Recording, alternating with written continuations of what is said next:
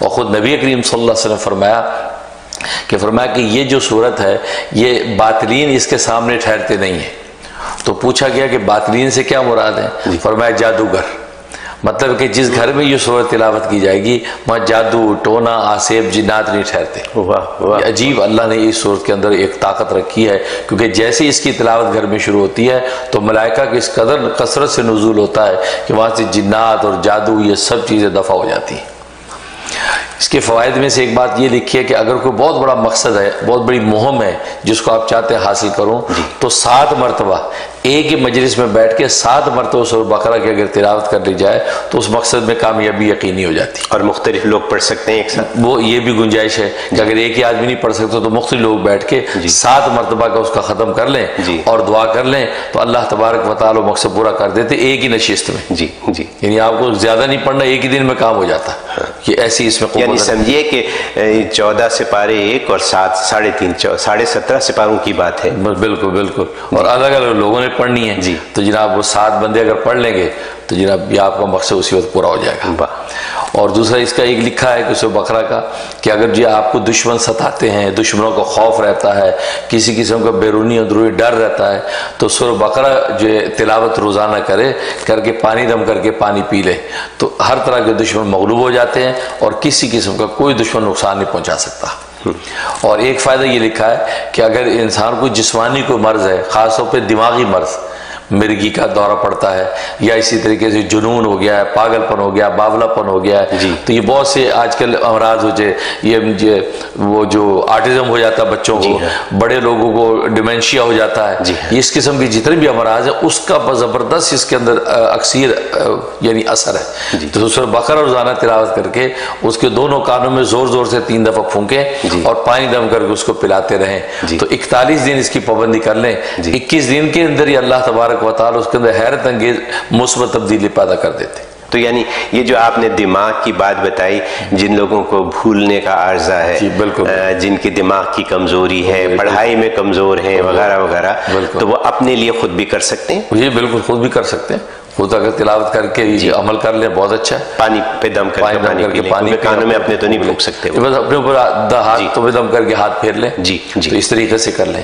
تو اس طریقے سے اس سورت کے عجیب و غریب فضائل ہیں. اس لیے اللہ نے گویا کہ یہ سورہ فاتحہ میں جو بندے نے مانگا تھا نا کہ اللہ ہمیں ہدایت دے دے، اہدنا الصراط المستقیم کا جو دعا کی تھی، تو اللہ نے الف لام میم سے والناس تک اس دعا کا جواب دیا ہے. پوری دعا کا جواب ہے کہ الف لام میم ذالک الکتاب لا ریب فیہ. تو گویا کہ بتا دیا کہ ہدایت تو مانگ رہا ہے، یہ ہدایت کتاب تیرے ہاتھ میں ہے، اس کو پڑھتا جا اور عمل کرتا جا، منزل مل جائے گی. سبحان اللہ. یہ اس انداز سے اللہ نے یہ سورج شروع فرمائی. اور اس لیے مفسرین نے لکھا ہے کہ اس میں صداقت قرآن کا دعویٰ کیا ہے. جیسے میں نے عرض کیا تھا کہ قرآن کریم میں کسی اللہ تبارک و تعالی سورج میں ایک دعویٰ کرتے ہیں، تو یہاں صداقت قرآن کا دعویٰ کیا کہ الف لام میم ذالک الکتاب لا ریب فیہ، کہ اس کتاب میں کسی قسم کا کوئی شک کوئی شبہ نہیں. یہ قرآن کی حقانی صداقت کا دعویٰ کیا.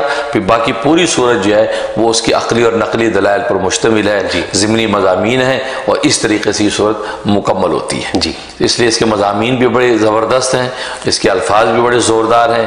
خاص طور پہ اس کے اندر جو آیت الکرسی ہے، اس آیت الکرسی تو بڑی طاقت ہے.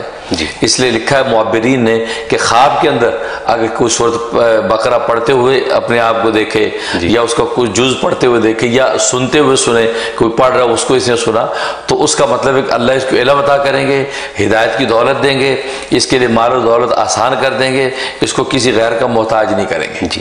اور حضرت عائشہ صدیقہ رضی اللہ تعالیٰ عنہ فرماتی ہیں کہ اگر خواب میں کسی سورہ بقرہ کو پڑھا یا سنا تو اس بات کی علامت ہے کہ یہ اس مقام سے کسی دوسرے مقام میں ہجرت کرے گا، یعنی دوسرے کسی شہر اور مقام میں منتقل ہوگا اور اس کو وہاں پہ اللہ تعالیٰ اس کے رزق کو کھولیں. سبحان اللہ. دیکھو اس کی رزق کی آسانی پیدا ہو جائے گی.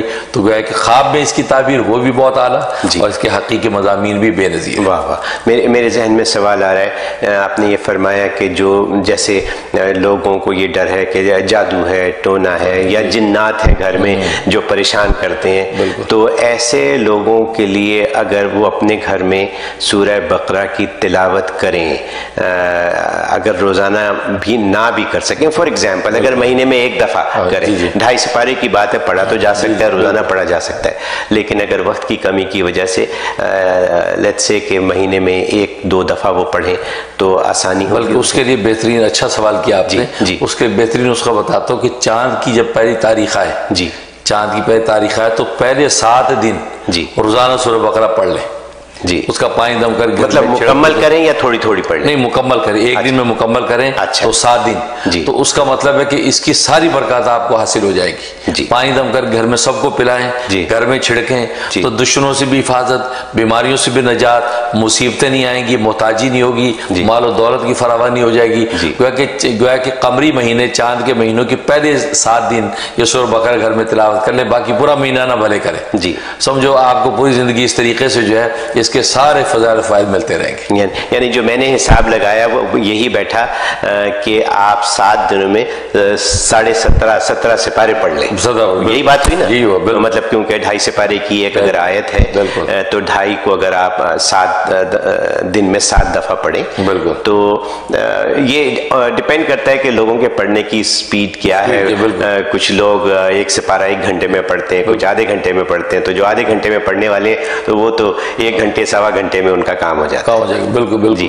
پھر یہ کہ جو 7 دن جو پڑھنی ہے چاند کے مہینے میں, تو صبح سے شروع کر دیں, شام رات تک پوری کر لیں گے. اچھا, تھوڑا تھوڑا بیچ میں وقفہ بھی دیتا ہے تو کوئی بات نہیں. اچھا, لیکن گھر میں وہ تلاوت ہوتی رہے. اچھا, ہر چاند کے پہلے 7 دنوں میں پڑھ لیا کریں, پورا مہینہ عافیت ہی عافیت.